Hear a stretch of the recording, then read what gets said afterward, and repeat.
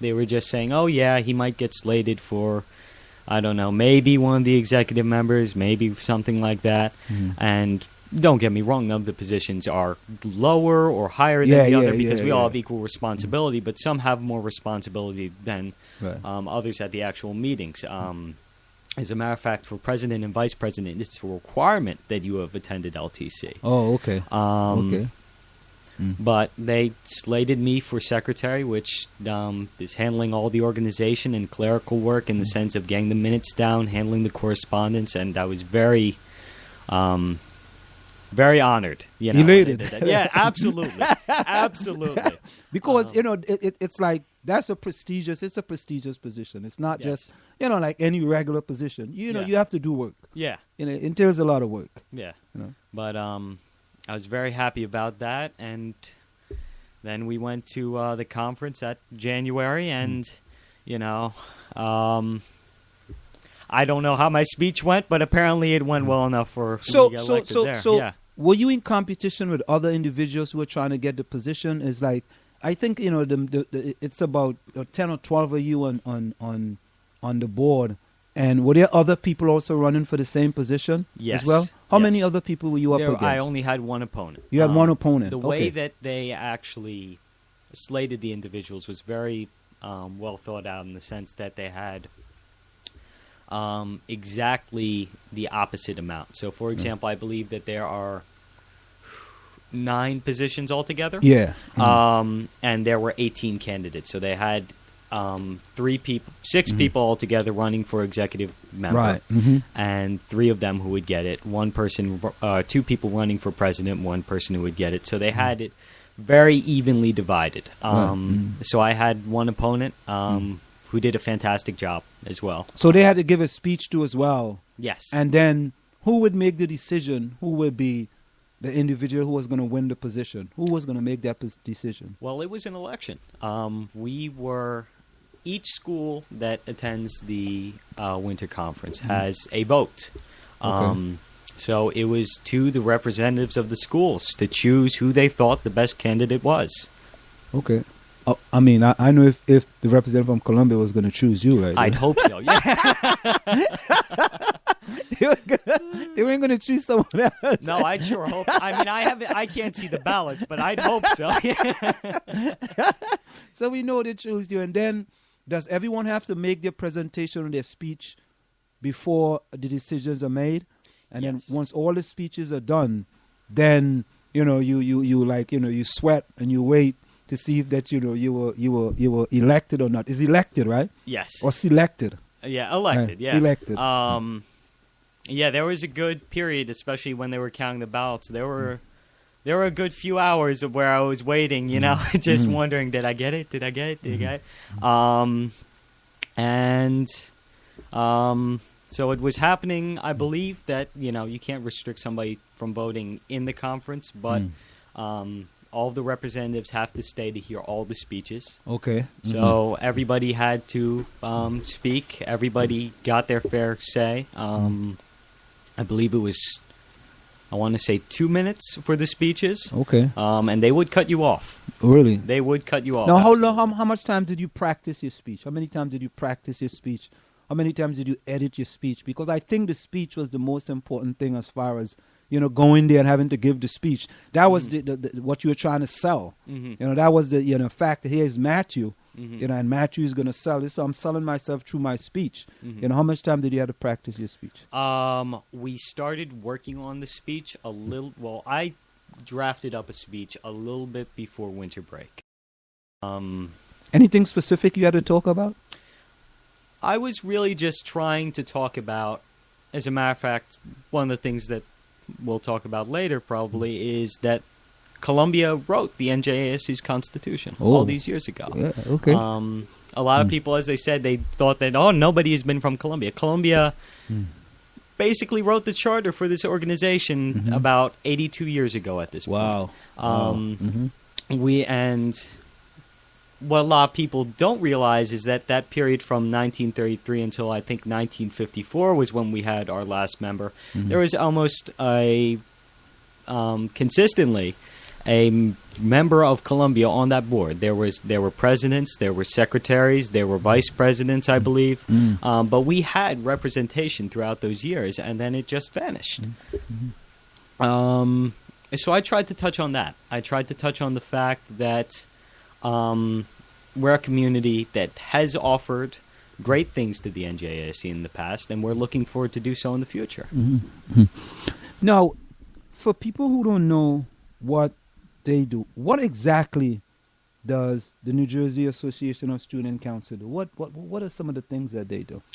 One of the things that we primarily do is, first of all, we try to speak collectively as the public voice of students in New Jersey through student councils, because we are the collective student councils of New Jersey. We look to encourage. Is it for all public schools or all schools? Is it I believe it's open to a lot of. I don't want to say all private schools or anything like that, but I know that it's open to, like the Catholic schools. I'm almost positive it's open to a lot of those schools. Okay. But the mission there is to build up student council and to build up student leadership so that it can take an effective part in the community. One of the things that we have at Columbia is that we have a lot of, I'm sure that people have heard about the die-ins and the protests following the Michael Brown and Eric Gardner. We have a very socially active community. We have a community that looks at political issues and looks at issues of the justice system and how our society functions and is very interested in making a difference there. And that's what the NJASC is trying to look to do. It's for the LTC, and even I attended a wonderful event down at Brooklawn Middle School in Parsippany, which our advisor, Lou Miller, he works there. So he basically set up this mini LTC where I had the privilege of teaching effective communication to a lot of the students there. And it's dealing with the elements that you need to be an effective leader, to get your message across and to deal with complex situations.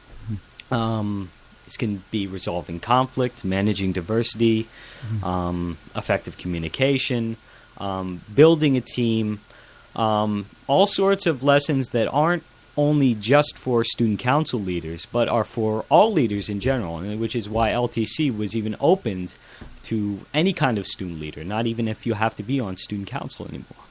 Now, how often do you guys meet and sort of the responsibility, your responsibilities as being the secretary, on the New Jersey Association of Student Council? Well, we have an executive meeting or some kind of board meeting. We try, I believe, just about every month. And where do you guys normally meet? Is it conference call? Is it? Well, it actually rotates. Because the member, it varies on the members of the board. So, for example, there will be one down at Parsippany High School, and there will be one at Columbia High School in November.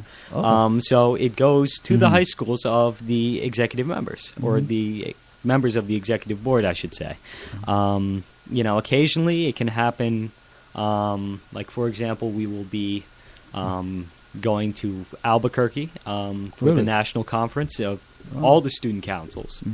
Is that a free paid trip? You don't have to pay for that, do you? Well, one of the things that we were at the board meeting about, and Ms. Ellman touched on quickly, was that we do need support from the Board of Education at this point. Oh, too. okay. It's not completely free. Wish it could be, but at the same time, one of the things that the NJAC and a lot of student councils look to do is to make sure that students can go without having to pay out of pocket. Okay, so you do fundraisers as well, and if the board can donate, that would be very helpful. Very helpful, yes. So I'm sure some board members are listening. That would be great. Yeah, absolutely. We would love any kind of support, especially since we have not a representative since 1950. Yes. And you have sort of restarted, this thing that where you said Columbia actually started a charter, Mhm. They wrote sort of the Constitution. Mhm. So you have sort of regenerated, being on the New Jersey Association of Student Councils. Yeah. So like when we're talking about that, we also are going to like New York for the Region 2 conference of the Student Council. Mhm. So we go all over the place, but an important part of that is having the board support and having the community support especially. One of the things that I looked at down while I was in Parsippany and at Brooklawn was that there was a lot of support throughout the community for it. And this was drawing from people from all walks of life. And that's something very special, and I think that's something that we're very capable of here. So I'm excited to be doing this and hopefully going to Albuquerque. Yeah. But I think that it matters more in the sense that we're opening the opportunity for more students in the future to go. Right.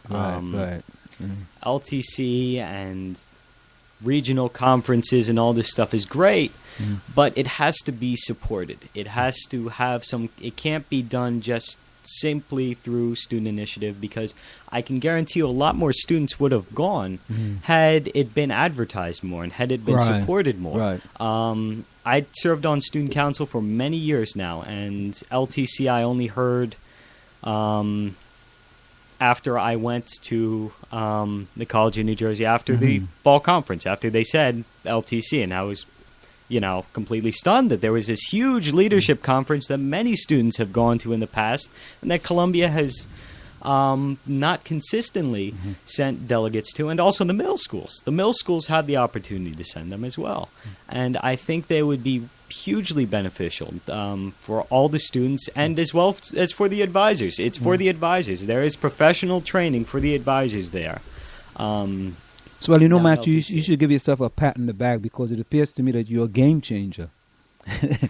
Well, thank you. Yeah, you're sort of changing the game here. In that people are going to now follow in your footsteps, because it's been since 1950, and it's been a long time since they have had someone on that association. And here you come being a game changer. It's not going to just be at the high school. No, it's also going to be at the middle school. I'm sure there's going to be people, and with you and with your initiative, I'm sure before long Columbia or the Maplewood Middle School or the South Orange Middle School is going to have a representative down there as well. So what are some of the things that you personally want to bring to the New Jersey Association of Student Council? What are some of the things that you think you can, I'm going to go in there and I'm going to fire them up, things that you're just thinking about. One of the things I'm thinking about is just trying to make the organization very manageable, very user-friendly. One of the things I got when I was secretary, I got 2 big binders, that were reaching straight up, on the desk, right up to my head. And I want to make that more user-friendly. I want to make sure that people can possibly upload, photos from all that to a Dropbox online, or have some kind of, have Facebook pages, Twitter pages, have this be a completely far-reaching organization that advertises all the good that it does. I mean, we set the example in the sense that we endorse a charity every year looking in New Jersey to try to improve the community, improve the state. We look for the state and charities inside the state, because we are the New Jersey Association of Student Councils. But at the same time, I think it speaks volumes to the sense that this is the example that we can endorse some kind of charitable idea and work for others as an entire state. Forget even a community. And that's really something special, that we can all come together as a state at conferences, is all this stuff, and have the oldest student leadership organization sponsoring goodwill. Yeah. And I think that is something that, Columbia, especially in recent days, we've had, I don't want to say hard times, but at the same time, it hasn't been the easiest for all. For There have been you know, some testing times. Yeah, there have been some testing times, and I think it's time that all the good that goes on in Colombia should be exposed, and all the good that goes on in New Jersey should be exposed, and how our role in